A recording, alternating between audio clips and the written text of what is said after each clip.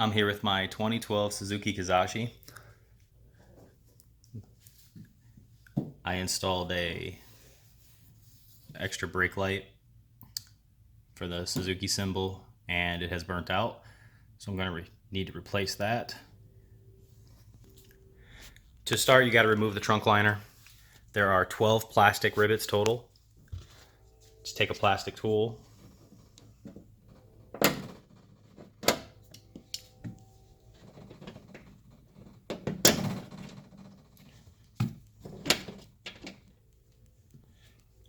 there's also one inside the handle. Just find something to get in there, it'll pop open.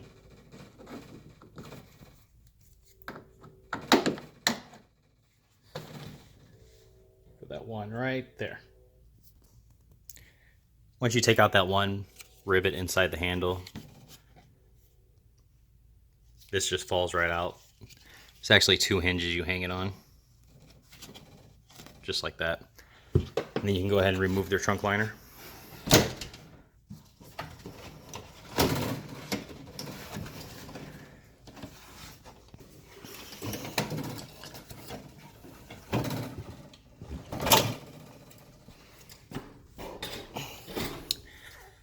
Now that gives you access to all your tail lights.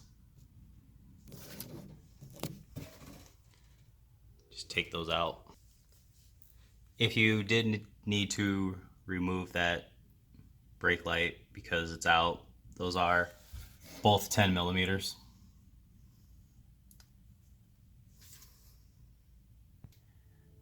To take off the rear Suzuki emblem, even the factory installed ones, all it is probably like a 3M tape consistency. With a slight prying, you can actually take it off. Now to install these brake lights, you got to drill a small hole into the car, which I've already done, so I don't need to re-drill another one. When you get your nice new brake light, this is what it comes and it looks like.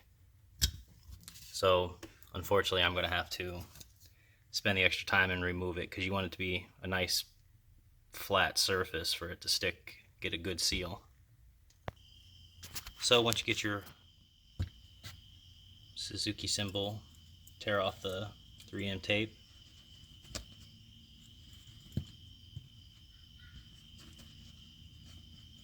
Just lay it as straight as you can. So once you get that done, I got to do a lot of extra stuff because again I'm replacing mine. But if you wanted to install it, when you take off your factory symbol, there'll still be a pretty good outline. It's actually the easiest thing to do to get the wiring right so you don't have to drill more than one hole. Measure from the tip to here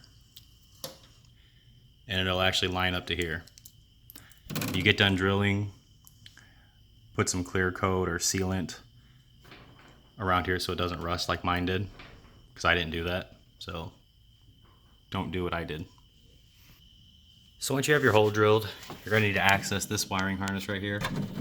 Bottom clip, push in, remove. This one right here you're also going to have to remove. It's kind of more difficult, but pinch the two sides together. Try to see that. Yeah, pinch the two sides together, it does pop out. Probably not easy to do with one hand, but there you go. Feed your two wires through. Pull it all the way through. I'm not going to finish this because I still have to clean up the paint. This time I'm actually going to add some sealant. So when you get this wiring harness down, the green and red, that's the one you're going to want to tap into. That's your hot. Now once you have your hot all hooked up,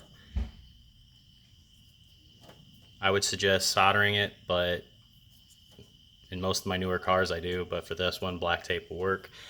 Now for your ground, keep it nice and clean. You can access this bolt. This bolt actually So it connects your factory spoiler onto your trunk deck. So your ground, strip a lot. More ground, it's so much better connection. So you want to hook this one up to this screw, which, like I said, is for your factory spoiler. So once you get the ground around that 10mm bolt, I will show you what it looks like. So when you get your trunk deck all put back together, this is what it looks like when it's all finished.